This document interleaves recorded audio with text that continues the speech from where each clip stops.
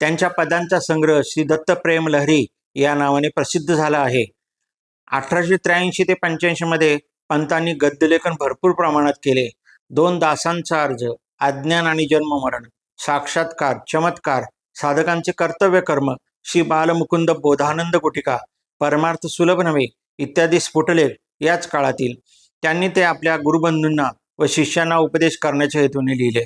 लेखनाबरोबरच भजन, टिपरी खेळणे वगैरे गोष्टी घडत होत्या.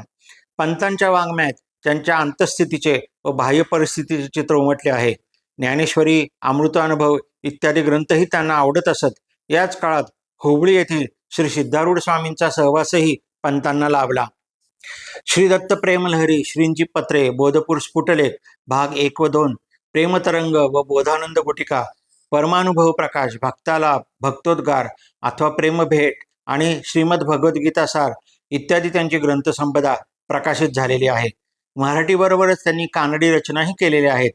नाचत गुरुभजनी आम्ही जाऊ निरंजनी किंवा पंचारती ओवाळू, दया करी श्री गुरुदत्ता, भक्ती मज देई भक्ती मज देई, शुद्ध गगन ताटी, कासया चिंता करसी, भजमन सद्गुरु बालमुकुंदा, डुलतो सदा राजयोगी, देई दर्शन धावनी दत्ता इत्यादी सारखी त्यांची भावपूर्ण पदे आजही आवडीने म्हटली जातात.